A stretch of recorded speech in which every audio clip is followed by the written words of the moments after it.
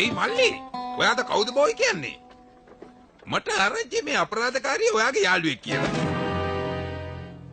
ඔව් යා මගේ යාළුවෙක් තමයි. ඒ වුණාට අපරාධකාරියක් නන් නෙමෙයි. ඒව දෙයිතා ඉන්නේ. ඔයා දන්නේ නැති උනාට එයා බැංකුවක් මංකොල්ල කාලා රාලාමි කෙනෙකුගේ ඔළුවටත් ගාලා ඉපන්ලා ගියේ. කතාව නම් ඇත්ත. කෙට්ටු ජේන්ටි ඉතින් ටිකක් කේන්ති යනවා නම් තමයි.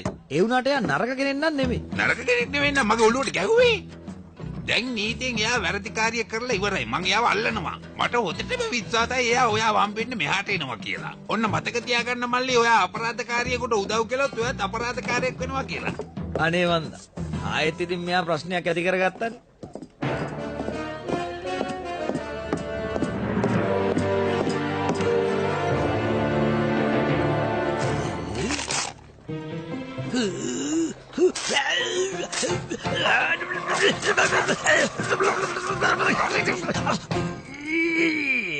අපි ගිහලා යාව හොයාගමු. ප්‍රශ්නේ මොකද්ද කියලා දන්නේ නැහනේ. මං දැනගත්තා ඔයා මාව හොයාගෙන එයි කියලා.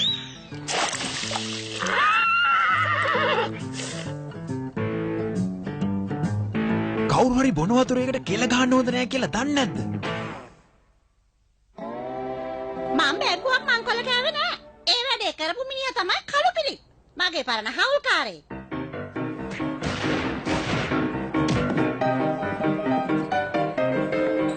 ඉස්සර අපි දෙන්න එකතු වෙලා පොහොසත් මිනිස්සු රවට්ටලා කොළ සෙල්ලමින් සල්ලි එව්වා.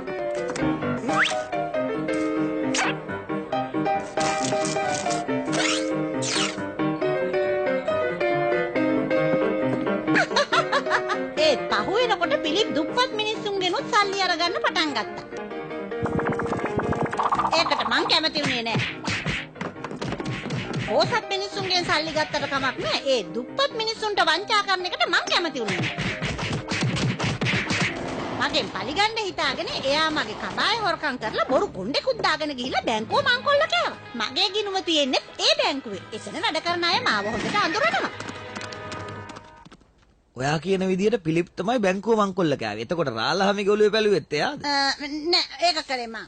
ඒක කරේ මගේ ආරක්ෂාවට. එයා මට පිස්තෝලේ එල්ල කරන්නේ. කොට්ට කෙරෙන්ගු කනවද? පිලිප් දැන් රටෙන් පැන ගන්න හදනවා ඇති. ඊට කලින් එයා සල්ලි හංගපු තැනට ගිහලා සල්ලි අර ගන්න හදයි. මං දන්නවා කොහෙද කියලා. පස්මන් හන්දියට යන්න දන්නවද? ඔව් මම යන්න දන්නවා. එතකොට අපිට පුළුවන් වෙයිද අර රාලහාමිට හොරේ මෙහෙ පැන ගන්න? අපෝ ඒක සුළු දෙයක් නේ. අන්න හරි යාළුවා. ඔයා මට උදව් කරනවා නම් මට ඒ ඇති.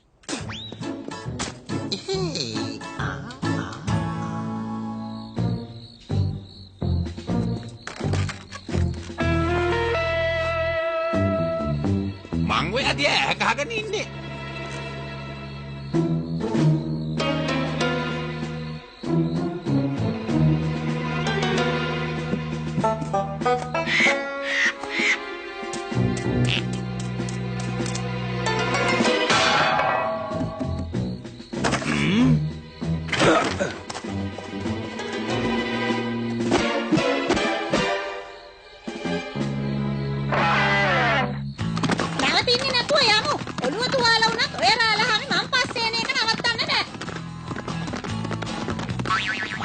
රාලහාමිගේ පස්සෙන් ගියා නම් නිකම්ම ඉදෙන හොයාගන්න පුළුවන්. කොහමද වගේ මොලේ?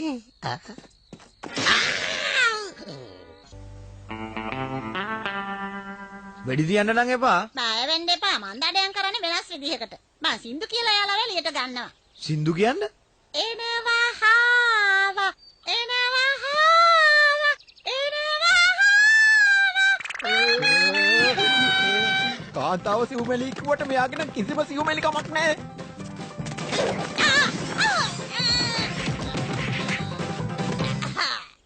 ගිනි ගොඩවල් ගහන්නත් බෑ. මේගොල්ලන්ගේ වෙලාව හොඳයි. මට උයන්න නැතුව කණ්ඩක් බෑනේ. ඉතින් මම වෙඩි තියපු තරගෙන් දින්නට පස්සේ ඒකේ ලැබුණු ත්‍යාග මුදලෙන් ලොකු බෝට්ටුවක් සල්ලි වලට ගත්තා. එතකොට ඔයාගේ ගොවිපළට මොකක්ද උනේ? මොකක්ද අනේ ඔයා මං කියපු කිසි දෙයක් අහගෙන ඉඳලා නෑනේ. මං කලින්ම කිව්වනේ ජනාධිපති ආරක්ෂක අංශයට මාව ගත්තට පස්සේ මං ගොවිපළ විකුණුවා කියලා.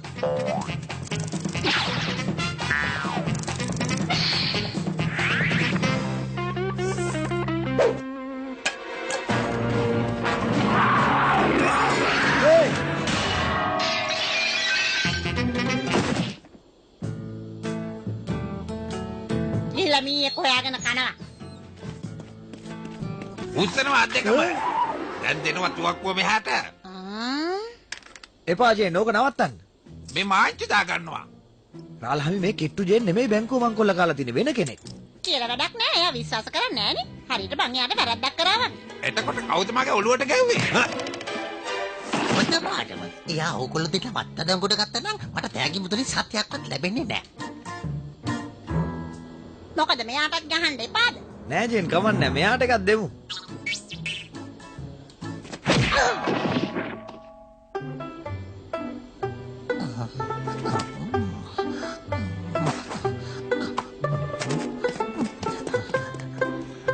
අනේ මන්දන්න ගාන තරේ ඔළුවට ගහන්නේ. ආය අවුනොත් මම වෙඩි තිබ්බට පස්සේ තමයි ප්‍රශ්න කරන්නේ. ඒක නෙවෙයි කවුද බොයි. ඔයා මොකද මට අර රාධහම්මිට ගහන්න එපා කිව්වේ? මොන දේ කරත් අපි නීතිය රකින්නට විරුද්ධ වෙන්න හොඳ නෑ. ඒක ඔයා ඉගෙන ගන්න ඕන. හරි දැන් පාඩමක් ඉගෙන ගත්තා කියමුකෝ. ඒත් එයා අපි පස්සෙන් එනවනේ. කොහොමද එයාගෙන් බේරෙන්නේ? අදහසක් තියනවද? ලේසි වැඩන්නේ. අපි අස්සේ කරත් එකකින් යන්න. මොකක්? විහිළු කරනවද? නෑ ඇත්තටමයි කිව්වේ කවුරුවත් හිතන්නේ අපි දෙන්න අස්ස කරත් එකකින් යයි කියලා. ඒත් මගේ පින්තූරේ දාලා හැමතැනම පෝස්ටර් ගහලා තියෙනවා. මාව අඳුන ගන්න පුළුවන්. එහෙ තියෙන හැම පෝස්ටර් එකම තියෙන්නේ රතු කොණ්ඩයක් තියෙන කලිසමක් ඇඳගත්ත ජේන්ගේ පින්තූරයක්. ගවුමක් ඇඳලා මහත්යත් එක්ක යන කෙනෙක් එතන නෑනේ. මම ගෑනු අඳින ගවුමක් අඳින්න. ඇයි කැමති නැද්ද? ඔයා ලස්සනට ඉදි. බොහොම කනගාටුයි. මට ඒක කරන්න බෑ. ඒක මම මටම කරගන්න අපහාසයක්. ඔන්න බඩු ටික. තා මොනවාරි ඕනනොත් එන්න අපව ඈ. ගෑනු ළමයෙක් වෙනුවෙන් මෙයා වෙනස් වෙලා තියෙන තරම්. ආ?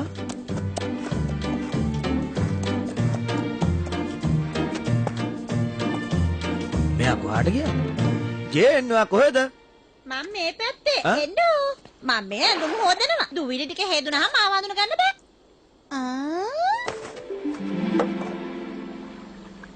ඔන්න මට නම් ඔය ඇඳුම අඳින්න කියන්න එපා. ඒක හරිම කැතයිනේ. මං අවුරුදු කීයක් මෙයා ළඟ හිටියද? ඒත් කවදාවත් මට ඇඳුමක් අරගෙන දීලා නැහැ. ඈ? ඕ. නෝනේ හරි ලස්සනයිනේ. මගේ තරහ උස්සන්න නැතුව ඉන්නවා.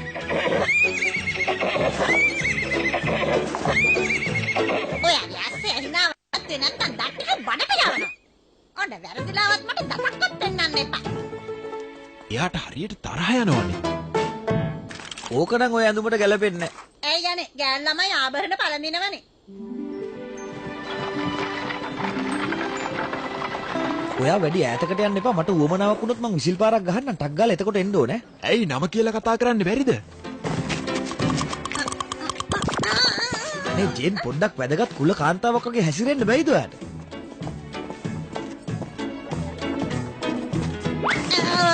මේකට යකාගේ සායත් තමයි මේ වැදගෙන කොහොම ඉන්නවද මන් දන්නේ නැහැ. ඇයි? මම වැරදි දෙයක් කිව්වද? ඔබ අඳුනගන්න කැමති නෝන මම තමයි ධර්මදූත පියතුමා. මම බාලිසුන්දර නෝන. මේ ඉන්නේ මගේ එකම දුව. අපි යන්නේ අපේ මහත්තයා ඉන්න පළාතට. එයා බොහොම ප්‍රසිද්ධ නීතිඥයෙක්. හමුවීම සතුටක්. මම ජෝන්ස්. මේ මගේ නෝනා. මට රත්තු නෝනා කියන්නකෝ. මෙයාට උරතලයට කියන්නේ රත්තු අයියා. අපි අද උදේ තමයි කසාද බැන්දේ. අනේ ඇත්තද මගේ සුබ පැතුම්. ඔබ දෙපළට සුබ යුග දිවියක් ප්‍රාර්ථනා කරනවා. මාව බැඳගත්තු ඕන කෙනෙකුට සුබ වෙනවා තමයි.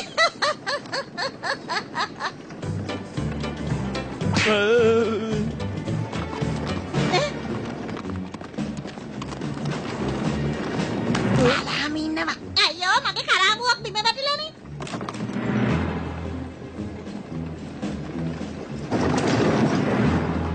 ජූලි අතට මල් 7යි කිව්වලු. බලන්නකෝ ඒක තාමත් මගේ කනේ තියෙන්නේ බිම වැටිලා නෑ.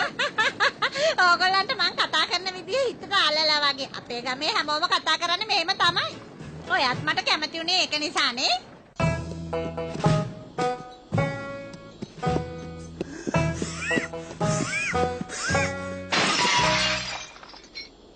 නැගිටිනවා. කීම දෙයක් නැත. මං එක සැරේ යන්න හොඳින් කියන්නේ.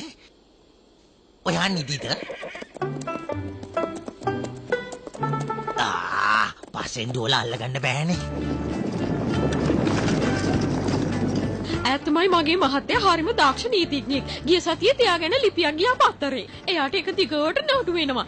ජෝන්ස් මහත්තයා මොනවද කරන්නේ? ඔයාලා අහලා නැද්ද ප්‍රසිද්ධ දොස්තර මහත්තයා ජෝන්ස්? එයා තමයි මේ ලෝකේ වේගෙන්ම බෙහෙත් තුන්ඩු ලියන්නේ. ඔබතුමා වෛද්‍යවරයෙක්ද? ඇත්තම කියනවා නම් මම මේ එයා ඇත්තටම නිහතමානී. එයා විදුලි වේගයෙන් එක පාරට උණ කටෝ එළියට ඇදලා ගන්නවා. කාගේ හරි උණ බලන්න යන්නේ තප්පර දෙකයි. එයා සුපිරි දක්ෂයෙක්. අපි කම්මැලිකමට කොලාට සෙල්ලම් කරමුද? මොලේ නැද්ද මිනිස්සු මේ විදිහට කරත් නතර කරන්නේ? අන්න අර කොට මිත්ත මෙහාටත් ඇවිල්ලා. මගේ නෝනා එහෙම තමයි. එයා හිතට නේද ඒක හැලින්ම කියනවා. මගේ අස්සේ හැදන් වැටුණානේ. ඒකයි මං කරත්තර නැකි. බලන්නකෝ එයා මගෙන් සම්පූර්ණ ගාස්තුවම ඉල්ලනවානේ.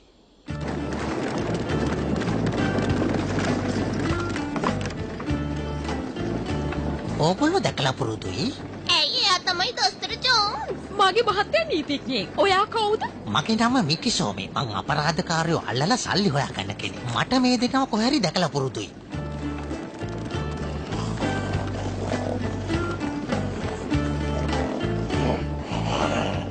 එයාට පීනස් සමහරුව ටිකක් තියෙනවා. අනේ අර කන්දට එහා පැත්තෙන් ලස්සන බලාකුළු මතුවෙනවා. මොකද්ද දුම් සංඥාවෙන් කියන පණිවිඩේ? අස්ස කරත්තයක් වේගයෙන් උතුරට යනවා. මගියෝ 6 දෙනෙකුයි රියදුරයි විතරයි ඒකේ ඉන්නේ. ලේසියෙන් යටත් කරන්න පුළුවන්. මගේ රෙද්දට ගිනි අරන් පස්සේ කතා කරන්න. එනවා අපි ගින් පාර දෙමු.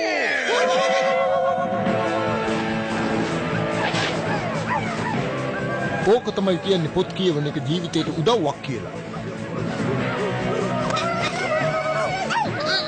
මොකද්ද මේ මහ සත්‍යයක් ඇහෙන්නේ? පියාටුකාරී. අර අපේ මාමා අපිට තෑගි දීපු තුවක්කු මොකුත් නැද්ද ඔයා ළඟ ගන්න?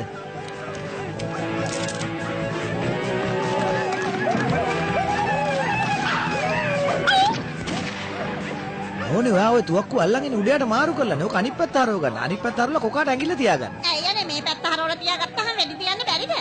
අපි ඉවරයි. අපරාධ මම මේ ගමනේ නැතුව ගෙදරට වෙලා නිදා ගන්න තිබුණේ. අපි තාත්තා ගාවට ගිය ගමන් මම එයාට කියලා මේ කරත්ත සමාගමට විරුද්ධව නඩුවක් දානවා.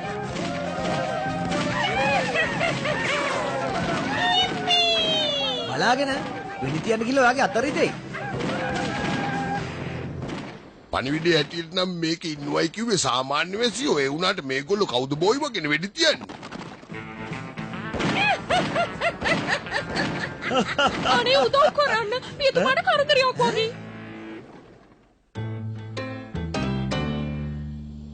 මේක නිතරම වෙනවා. අරගොල්ලෝ පහර දෙන්න ආපු වෙලාවේ පාත් වුණාම කොඳු වැටියක් පැනනවා. මොන හරි කරන්න දොස්තර මහත්තයෝ. මේකයි වැඩේ. මම බෙහෙත් පෙට්ටි අරගෙන ඇවිල්ලා නෑනේ. මොකද කරන්නේ? ඔයා පැත්තකට වෙන්නකෝ.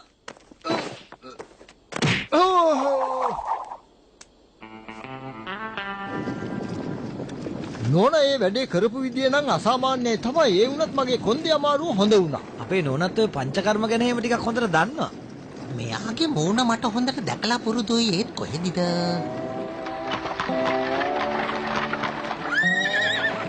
කොහමද යාළුවා කරදරයක් නැතුව ඇවිල්ලා වගේ? ඔව් ඇති ප්‍රශ්නයක් වුණේ මේ ඔක්කොම කට්ටියට නවතින්න නම් කාමර දෙන්න විදිහක් නැහැ. දැන්ටමත් එක කාමරයක රාලහාමි කෙනෙක් ඉන්නවා. රාලහාමි කෙනෙකුත් ඉන්නවද? ආව් එයා කෙට්ටු ජේන් වල්ලන්න යන ගමන් කිව්වා. කෙට්ටු ජේ එයා නේද අර පිරිමියෙක් වගේ ඇඳගෙන තුවක්කුත් අරගෙන පිස්සුවට සමාවෙන්න. 3 දෙනෙකුට නවතින්න දෙන්න පුළුවන්. දෙන්නෙකුට ස්ථාලේ නවතින්න පුළුවන්. අපි එන යන්න. අපි යන්න ඕනේ. ඔයා මොනම කිව්වත් ඇත්තටම අපි කරත්තෙන් ආපු එක ඔව් නෑ. වැරදි කියලා මම දන්නවා. හැමෝම නිදා ගන්නකන් ඉඳලා අපි ඉක්මනින් මෙතනින් පැනගමු. අද රැට කන්න තියෙන්නේ කුකුල් සුප් විතරයි. මොකද කියන්නේ දෙන්නට කෝප්ප දෙකක් ගෙනත් දෙන්නද? ස්ථාලේට සුප් කෝප්ප දෙකක් යවන්න.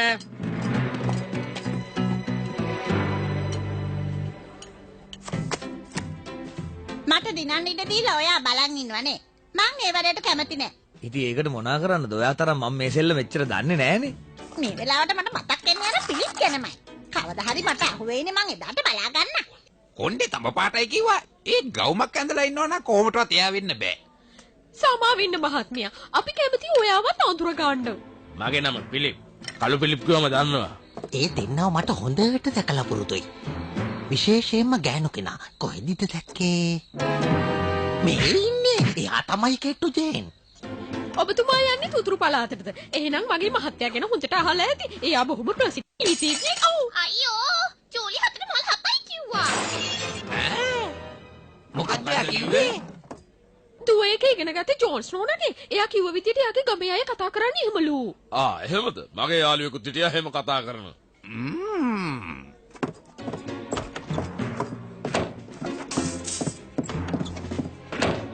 දැක්ක නේද? ඒ විදිහට කතා කළාම ඒගොල්ලෝ යන්න ගියා.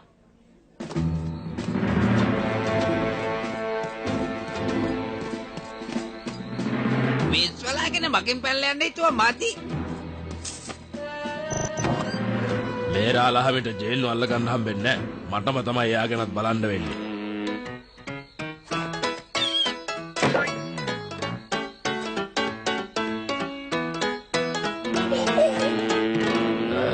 ඔන්න මං ඇතුළට එනවා.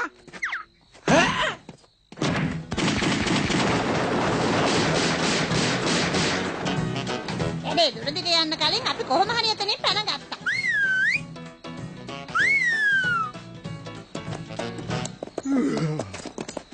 කෝ මං කිව්වා වගේ එක විසිල්ලකින් මාවේ නෑනේ. මට වෙන වැඩක් නෑනේ මෙයා විසිල් ගහනක ඉන්න. මන් ටිකක් නිදිය ගත්තා. කැමතිනම් අපිට දවසම මෙහෙම වෙඩි තියා ගන්න පුළුවන්. තීරණයක් ගන්නවා ජේන්. කරදරයක් වෙන්න කලින් දැම්මම මට යටත් වෙනවා. ජේන්ට ඔයාට යටත් වෙන්න බෑනේ. මමයි මෙතන මුලින්ම ආවේ. හරිනම් මට එයා යටත් වෙන්න ඕනේ. වැඩක් නැහැ. එයා මෙතනින් ගිහිල්ලා වගේ. බොහොම කනකාටුයි. ඒව අත්තඩංගුට ගන්නේ මම. ඒව කොහෙද මාත් එක්ක මම එයාව අත්තඩංගුට අරගෙන සල්ලි ගන්නේ. අපරාධය ඔළුවට ගහපු වෙලාවේ හයියෙන්ම ගැහුවනම් මේ කරදරේ ඉවරයි. අත්වැ කිව්වේ.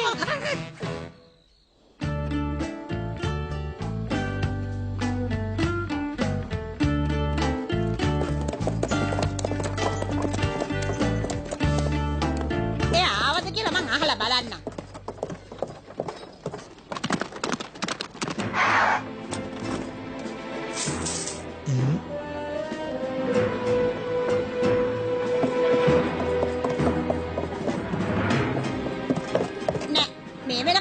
මේ පැත්තට ඇවිල්ලා නෑ. මොකද කරන්නේ? මට කියන්න ඔය පිලිප් මොන වගේ මිනිස්සෙක්ද කියලා. එයාට තියෙන්නේ හරිම කපටි පෙනුමක්. කළු කෙට්ටු මිනිස්සේ තට්ටෙත් තියෙනවා. උඩු රැවුලත් බවලා. මං හිතන්නේ අපේ වෙලාව හොඳයි වගේ. මං දැක්ක ඔය කියන විදිහේ මිනිහෙක් දැන් මෙතනින් යනවා. කොහටද යන්නේ? එයා මෙන්න මෙතනින් ගියා උඩ තට්ටුවට. බලාගෙන ඔය දොරෙන්ම යන එක භයානකයි. ඔයා එක කියන්න ඕනේ නෑ. මම මොන දොරෙන් ගියත් පිලිප් එක භයානකයි තමයි. ඔව් ගන්නන්න කොහොද පාඩමක්?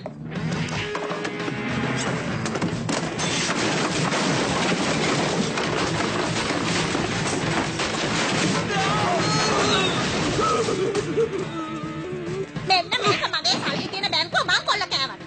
එතකොට මේක මම හොරා කියලා පෙන්නන්න හැදුවට. මං අපරාධකාරියක් කියලා මුළු නගරේ පුරාම පෝස්ටර් ගැස්සුවට තව එකක් දෙන්න. එතකොට මේක දෙන්නේ මගේ පරණ යාළුවා කවුද බෝයිව මුණ ගැස්සුවට. ඕම ඉන්නවා කෙට්ටු ජේන්. දැන් ඔයාට පන්ලා යන්න බෑ. ඔයාටත් එක්කයි කිව්වේ කවුද බෝයි? බැංකුව මංකොල්ල කපු මිනිස්සයා තමයි දැන් මේ වතුර ඇතුලේ ඉන්නේ. එයාගේ සල්ලි ටිකත් ඒක ඇතුලේම ඇති.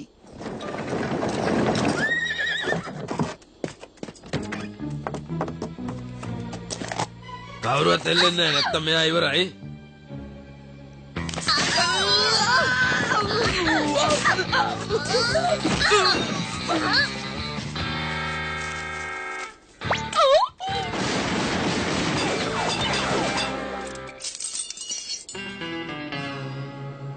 ඕනේ පැටියෝ ඔයාට මුකුත් උන්නේ නේද?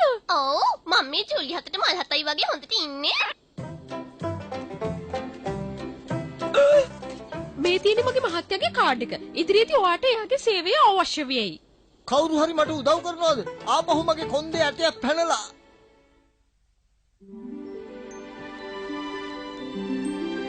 මං ඔයා ගැන හිතපු විදිය වැරදි කෙට්ටු ජේන්. මාත් ඔයා ගැන හිතුවා වැරදි. ඔයා හිත හොඳ ලස්සන කොල්ලෙක් නේ. දැන් හොඳටම පරක්කු වෙලා මං ඉක්මනට රැ වෙන්න කලින් යන්නත් ඕනනේ ගිහින් එන්නයි. මං ඔය අඬලා දොඩලා වෙන් වෙලා යන જાතිය කෙනෙක් නෙවෙයි. මාත් එහෙමයි. ගිහින් එන්න.